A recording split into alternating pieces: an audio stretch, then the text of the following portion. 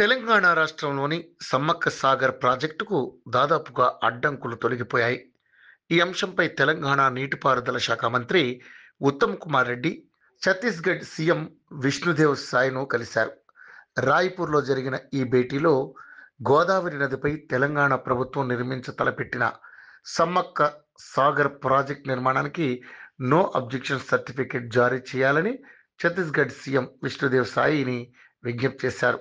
ఈ క్రమంలోనే ఛత్తీస్గఢ్ రాష్ట్రంలో మునిగిపోయే 73 హెక్టార్ల భూమికి పరిహారం ఇస్తామని, బాధితులకు సహాయ పునరావాస చర్యలు చేపడతామని ఛత్తీస్గఢ్ ప్రభుత్వానికి మంత్రి ఉత్తమ్ కుమార్ రెడ్డి హామీ ఇచ్చారు.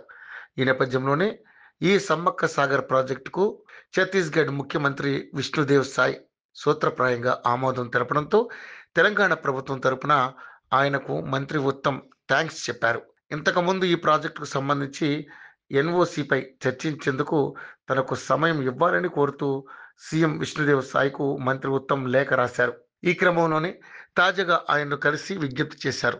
తెలంగాణలో నీటి లభ్యతను పెంచేందుకు గోదావరి నదిపై 6.7 టీఎంసీల సామర్థ్యంతో సమ్మక్క సాగర్ బ్యారేజీ నిర్మాణాన్ని తెలంగాణ ప్రభుత్వం చేపట్టింది. ఈ ప్రాజెక్టు బ్యాక్ వాటర్ కారణంగా ఛత్తీస్గఢ్లో కొంత భూభాగం ముంపునకు గురవుతుంది. గోదావరి నది ముంపు ప్రాంతంలో భూసేకరణ పరిహారం చెల్లించే విషయంపై ఇప్పటికే ఛత్తీస్గఢ్ ప్రభుత్వంతో ఉత్తరాలు, వాటికి ప్రత్యుత్తరాలు జరిపారు. ఇదే అంశంపై ఎన్ఓసి జారీలో ముఖ్యమంత్రి సహకారం గురించి మంత్రి ఉత్తమ్ ఇటీవల ఛత్తీస్గఢ్ ముఖ్యమంత్రికి రాసిన లేఖలో ప్రస్తావించారు. తాజాగా భేటీలో ప్రాజెక్టుకు సంబంధించినటువంటి అనుమతులపై స్పష్టత వచ్చింది.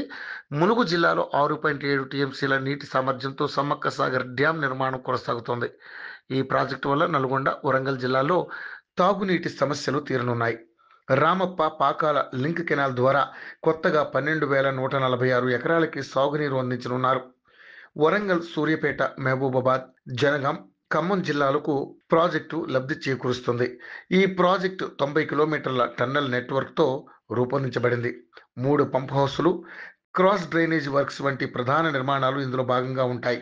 తెలంగాణ ప్రభుత్వం ఇప్పటికే అన్ని పర్యావరణ, అటవీ అనుమతులను పొందడానికి చర్యలు తీసుకుంటోంది.